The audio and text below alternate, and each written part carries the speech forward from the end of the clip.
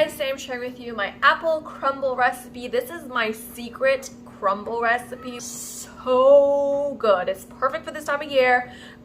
Easier than an apple pie, but just as delicious. In this bowl here, I have 1 1/4 cups of just regular plain all-purpose flour. This is organic unbleached flour. To that, I'm going to go ahead and add in some brown sugar.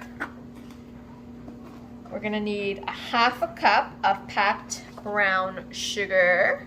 Need a teaspoon of ground cinnamon. So easy to make, so good.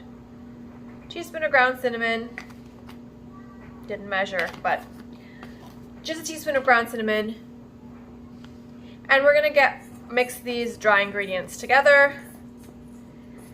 Now a crumble typically has, you know, some sort of fat to make it crumbly, such as you can use shortening, lard.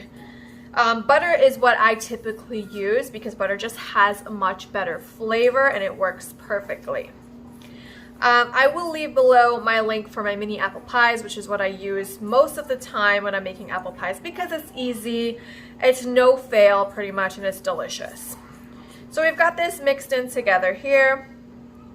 And now we're gonna get over to our fat. Now typically what you would see most people do when making a crumble is they will cut in their cold fat, their butter or whatnot. My trick, what I do, I'm gonna show you right here. I'll be back. Ah, don't fall. We are going to brown our butter. That is what is gonna give this the best flavor ever. Oh my goodness, I actually make this when I do my seasonal baking and I actually sell my mini apple pies, and these are one of our best sellers. The browning of the butter gives it this caramel-like flavor. I'm gonna go ahead over my stove. This is a small saucepan, and we're gonna place this on medium heat, and then I'll show you the next step from there. Oh my gosh, my stove is a mess. Alright, so I have my butter here on a small saucepan. We're going to wait for this butter to melt. As it melts, it's going to actually become more clearer in color, and then it will become a nice yellow, like a clear yellow color, and then from there it will start to brown. You don't want this to get burnt or anything, so you do want to keep an eye on it. It takes about, I would say, 4 to 5 minutes or so for this to brown.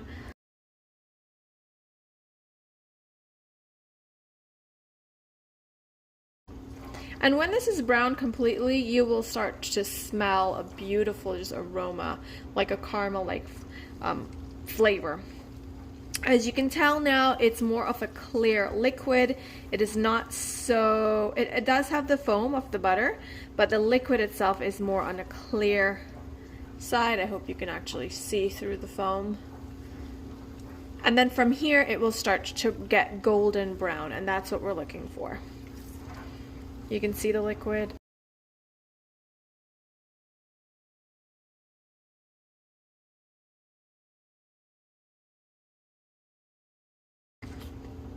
You can see the color. It's a lot lighter.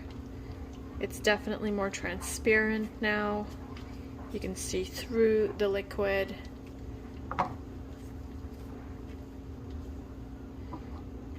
Obviously not through the bubbles, but once you can see the liquid, it's definitely more of a transparent kind of liquid. You can see the color is now becoming a golden yellow color. It's perfect. If you get a little bit of brown in there, like I got some brown specks, that's more flavor, but you don't want too much brown flavor. I'm going to turn my heat off. I'm going to leave my saucepan on here for just a couple minutes. The remaining bit of heat will just continue to brown it a little bit more while we move over to our next step. But that is perfect. Now it's a dark golden brown color. That's exactly what we're looking for. That dark golden brown color. And it smells like caramel. I'm actually going to add in some vanilla extract. I'm going to add in a tablespoon of vanilla extract. And our 1 stick of browned butter. Make sure and scrape the bottom of your pan because that's where you get a lot of that brown goodness. That is flavor. Oh my gosh, this smells so good. I am not even kidding you. This smells amazing. Oh, I just can't. I just can't. It's so good. Oh my gosh. If you make this and you just smell it at this point before you even bake it, leave me a comment down below. Every time I make this, I'm not even kidding you, every single time I make this, I am just in love with the scent that comes out of this thing. I tell you, it smells like a toffee. It's gonna taste like a crumbly toffee on top of your deliciously tender apples. Oh my goodness. Now, this shouldn't be too hot. I mean, I'm used to it, but look at that. It just holds its shape oh so beautifully. Now, we did melt our butter and brown our butter. So what we're gonna need to do now is actually wait for this to cool and then chill it. And this is why I'm making this before I even make my apple filling. I am clumping this together and then breaking it apart into little chunks. That way we have a little variation of texture and size in our crumble. Waste not, want not, okay? This is goodness right here. So we have a great little variation. When it goes in the fridge and it cools, it's gonna solidify, it's gonna harden up, so you're just gonna come back in here and kind of fluff it up a little bit. I like to have some very small crumbs and some big crumbs. And I tell you, when you smell this, you need to send me a comment. Oh, it smells so good. And let me know. Just before you even bake it and you taste it, let me know. And then when you do bake it and taste it, let me know again. Because I tell you, what we're gonna do is we're gonna wait for this just to cool down just a little bit. It shouldn't take too long to cool. Once it has cooled a little bit, it's pretty much almost there. It's a little warm still, so I'm going to wait till it cools just a little bit more. I'm going to cover this up with cling wrap and place it in the fridge till it becomes more firm. It will take anywhere from about 30 to 45 minutes. You can make this the night before, pop it in the fridge for about 30 to 45 minutes or so until it just sort of solidifies and the butter starts to harden up and it becomes an actual crumble. So we have 4 apples here. You can use whatever kind of apples that you want. I'm gonna go ahead and peel these. I am using my potato peeler. You can use any kind of apples that you want. I'm using gala or gala apples, however you say it, however you call it. I like to use these because they have already enough sweetness in them, so I don't have to add too much sugar. I've gone ahead and peeled my apples as best as I could have with my potato peeler. I'm just going to cut these up now into about 1 inch by 1 inch or so. Just little small pieces like that. And place them in a saucepan that I have right here. I'm trying not to get as much skin or any of the seeds.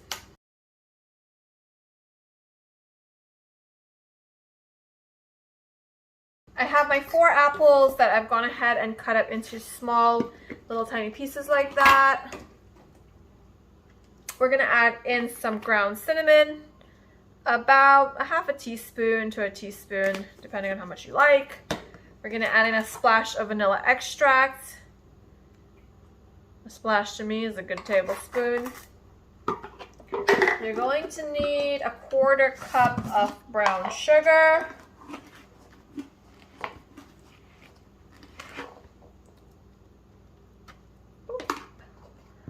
And I'm going to go ahead and squeeze in the juice of 1 lemon. Try not to get any seeds in there. Okay.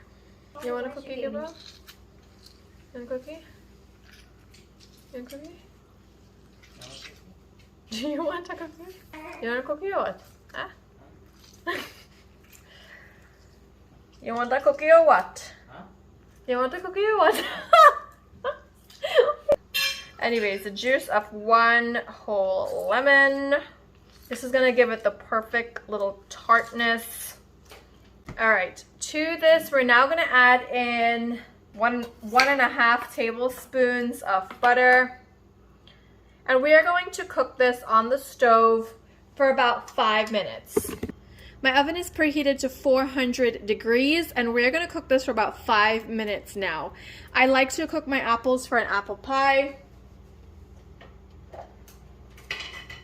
before baking it because it makes the apple really tender without giving you such a sharp, raw bite of apple. So I always cook my apples for about 4 to 5 minutes before baking it. I'm going to toss this around to make sure everything is coated. That butter will start to melt. We're going to go ahead and put our lid on this. I just want this to come to a little simmer, and it's just going to take about 4 minutes, and then we'll add in our flour, and it'll create a caramel-like sauce with the brown sugar, the vanilla, the butter, all of that at the bottom will create a caramel-like sauce. Alright, so about on medium heat, I'm going to put my lid on and let this go for about 3 minutes or so, and then I'll see you guys back in that time. I don't know. Okay, so this has been about 3 minutes. You can see it's bubbling. I want that butter to be fully melted. Look at that beautiful sauce that has just rendered out from the apples as well as the sugar and everything. We are going to add in some flour to this, just all-purpose flour, 1.5 tablespoons. And this is going to thicken up this beautiful sauce. I'm going to zoom in a little bit so you can see the amazing goodness we are going to be making here. Oh my goodness, look at that already. Just make sure all of that flour is just, you don't see any more of the white of the flour. And as you can see, it's going to start clinging to the apples. And it's just this glorious caramel-like sauce that we have created. I'm going to take my heat off of this. A little bit more flour there, that's fine. Take my heat off. Now my apples at this point is just perfect. It still has a little crunch to it, but when it goes into the oven, it's going to be perfectly cooked by the time this is finished. Okay. So this is my pie plate. This is a 9-inch pie plate. You can use any shape, size, whatever. This is going to be perfect. Oh my goodness, look at that. Are you seeing? Do you see what I see? Do you see what I said? See that caramel sauce? It looks absolutely amazing. Make it into one nice layer. See that goodness there? That little sauce that we created. Make sure I get that all out of your pan. Just taken my crumble out of the fridge. You want your crumble to stay in the fridge for as long as possible. Do not leave it out at room temperature until like you're ready for it. I mean, you see how hard it has gotten? It's just been about 30 minutes now. Oh my gosh, it's like a little toffee. I'm going to sprinkle this on my, if you want to get a fork and kind of just fluff it a little bit because it will harden. If you leave this overnight, you can let this sit on your counter for about 5 minutes. But you really want your crumble to be really firm when you're putting it on the okay then. Okay, lovely sauce. I don't want to do a voiceover. I'm leaving it. Anyways, so we're just gonna sprinkle this beautiful, amazing crumble on top of these apples. Again, you want your crumble to be really nice and firm and hard and cold when it goes into your oven.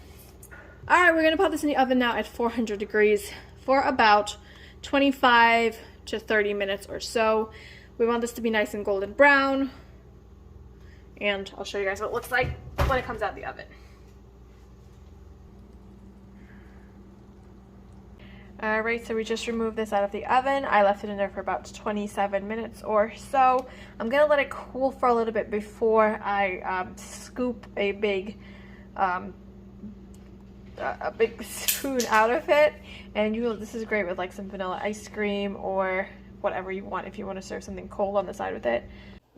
And that's it, guys. It's super easy to make. There's no crust involved. It's pretty much kind of like an apple pie without the crust. And this is my little version of my apple crumble. Now, I've used 4 apples. I recommend using about 3 to 4 depending on the size of your apples. And we like a lot of the apple filling sometimes, and sometimes we like more of the crumble filling. You could definitely double up the crumble topping if you love a lot of crumble.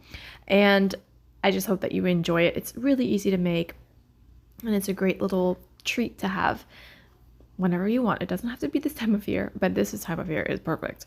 I hope that you enjoy it, and let me know if you try and enjoy it. I'll see you next time.